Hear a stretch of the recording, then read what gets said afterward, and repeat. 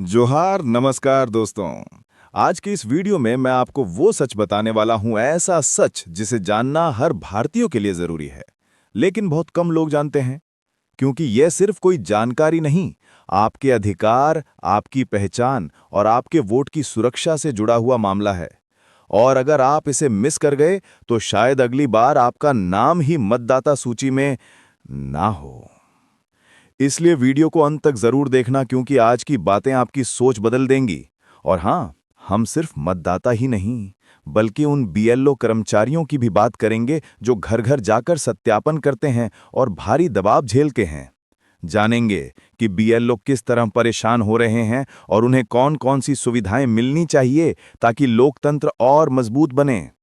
साथ ही अंत में इससे जुड़े परीक्षा में पूछे जाने वाले महत्वपूर्ण प्रश्न भी देखेंगे, ताकि ये वीडियो आपके लिए जानकारी के साथ साथ तैयारी का भी साधन बन जाए। एसआईआर क्या है? एसआईआर का मतलब है स्पेशल इंटेंसिव रिवीजन। ये चुनाव आयोग का एक खास अभियान है जिसमें मतदाता सूची को अच्छे से चेक किया जाता है। अब जरूरत क्यों पड़ी? क्योंकि लिस्ट में कई दिक्कतें आ रही थीं। कहीं एक ही नाम बार बार लिखा हुआ, कहीं ऐसे लोगों के नाम जो अब नहीं हैं या दूसरी जगह चले गए हैं, कहीं गलत पता डाल दिया गया और कभी-कभी राजनीतिक दबाव में गलत एंट्री भी हो जाती है। ऊपर से शहरों में लोगों का आना जाना बहुत तेज है, तो डेटा गड़बड़ हो जाता है। इसलिए एसआईआर किया जाता है ताकि मतदाता सूची बिल्कुल साफ और सही रहे। जब लिस्ट सही होगी तभी चुनाव निष्पक्ष और भरोसेमंद होंगे। यही असली मकसद है। अब समझेंगे एसआईआर के उद्देश्य क्या है। एसआईआर का मकसद सीधा है, मतदाता सूची को बिल्कुल साफ और सही बनाना। इसमें क्या क्या किया जाता है? सबसे पहले लिस्ट से डुप्लीकेट नाम, फर्जी नाम और जिनका निधन हो चुका है उनके नाम हटाए जाते हैं। फिर जो लोग असली हकदार हैं, यानी जिनकी उम्र और पहचान सही है, उन्हें लिस्ट में जोड़ा जाता है। इससे चुनावी प्रक्रिया ज्यादा पारदर्शी बनती है और किसी का नाम गलत तरीके से हटाया ना जाए, ये भी ध्यान रखा जाता है। साथ ही 2003 की बेसलाइन लिस्ट से लिंकिंग करके पुराने रिकॉर्ड से मिलान किया जाता है। अब भारत जैसे बड़े लोकतंत्र में ये क्यों जरूरी है? क्योंकि इससे धोखाधड़ी कम होती है, प्रशासन की जवाबदेही बढ़ती है, हाशिए पर रहने वाले लोगों का वोट सुरक्षित होता है। अब जानेंगे एसआईआर के दौरान बीएलओ को किन किन समस्याओं का सामना करना पड़ रहा है। एसआईआर के दौरान हमारे बीएलओ को काफी मुश्किलों का सामना करना पड़ रहा है। सबसे बड़ी दिक्कत काम का बोझ। इतना ज्यादा काम की संभालना मुश्किल हो गया है। ऊपर से टाइमलाइन बहुत छोटी है, सब कुछ जल्दी जल्दी करना पड़ रहा है। इस वजह से कई बीएलओ को मानसिक तनाव भी झेलने पड़ रहे हैं। कुछ मामलों में तो एफआईआर और सजा जैसी कार्रवाई तक हो गई। अब सोचिए, जब डिजिटल सिस्टम है तो ट्रेनिंग की कमी भी बड़ी समस्या बन गई है।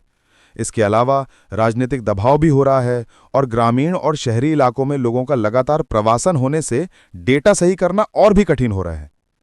देखिए, एसआईआर का मकसद तो सही है, चुनाव प्रक्रिया को मजबूत करना, लेकिन जरूरी है कि इसका कार्यान्वयन मानवीय और यथार्थवादी तरीके से हो, ताकि बीएलओस पर इतना बोझ न पड़े। बीएलओ अकेले सब नहीं कर सकते, उन्हें हमारी सहयोग और समझदारी चाहिए। अगर आपके गांव में बीएलओ जाए तो उनको फॉर्म भरने में मदद जरूर करें। आखिर बीएलओ कौन कौन हो सकते हैं? भारत निर्वाचन आयोग, इलेक्शन कमीशन ऑफ इंडिया नियमों के अनुसार बीएलओ आमतौर पर सरकार या अर्ध सरकारी कर्मचारियों में से नियुक्त किए जाते हैं। ये कोई अलग पद नहीं है। सबसे ज्यादा बीएलओ सरकारी स्कूल के शिक्षक बनाए जाते हैं, चाहे प्राथमिक हों, माध्यमिक या उच्च विद्यालय के हों। इसके अलावा राज्य सरकार के कर्मचारी जैसे क्लर्क, सहायक, पंचायत या नगर निगम के स्टाफ को भी बीएलओ बनाया जाता है। कई जगहों पर आंगनबाड़ी सेविका और सहायिका को ये काम दिया जाता है। एएनएम और स्वास्थ्य विभाग के कर्मचारी भी बीएलओ बन सकते हैं।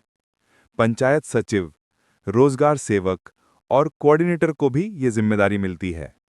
और राजस्व विभाग के कर्मचारी जैसे हल्का कर्मचारी या लेखपाल भी बीएलओ की भूमिका निभाते हैं। मतलब साफ है, बीएलओ ही वो कड़ी है जो मतदाता और निर्वाचन आयोग को जोड़ती है।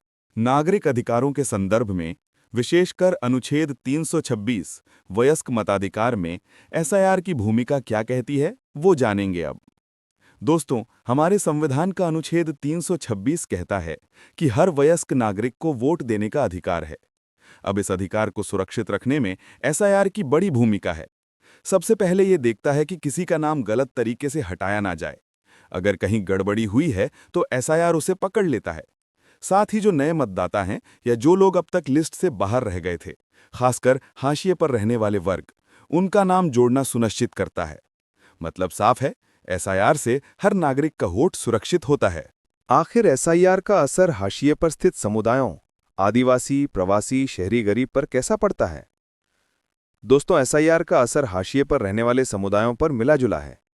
सकारात्मक पक्ष यह है कि अगर उनके पास सही दस्तावेज हैं, तो उनका नाम लिस्ट में जुड़ जाता है और उनका वोट सुरक्षित हो जाता है। लेकिन दिक्कतें भी कम नहीं हैं।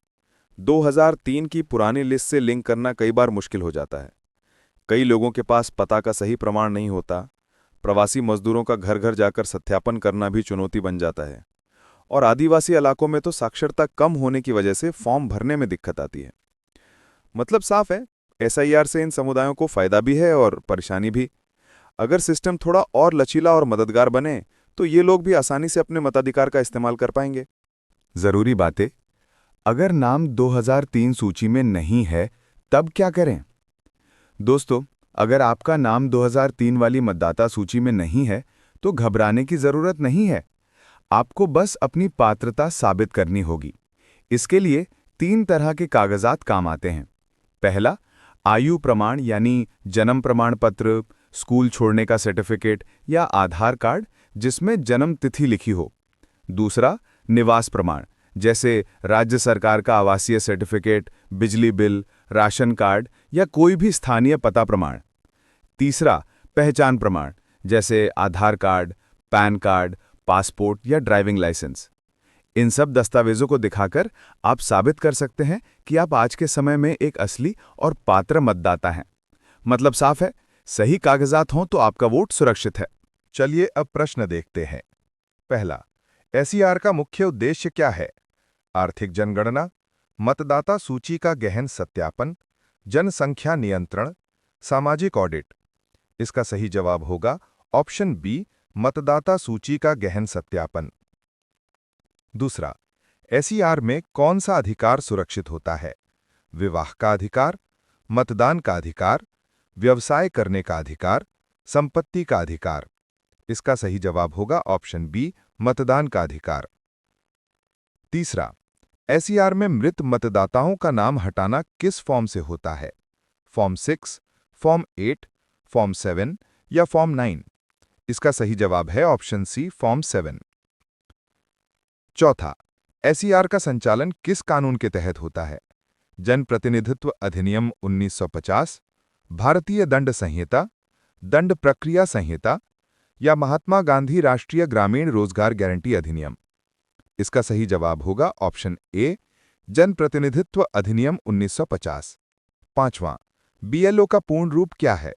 Booth listing officer, block level officer, booth level officer या ब्यूरो लेवल ऑपरेटर? इस सवाल का जवाब आप लोग कमेंट बॉक्स में भर भर के दीजिए। तो दोस्तों, आज हमने एसआईआर और चुनावी प्रक्रिया से जुड़ी अहम बातें समझी। उम्मीद है आपको ये जानकारी काम की लगी होगी।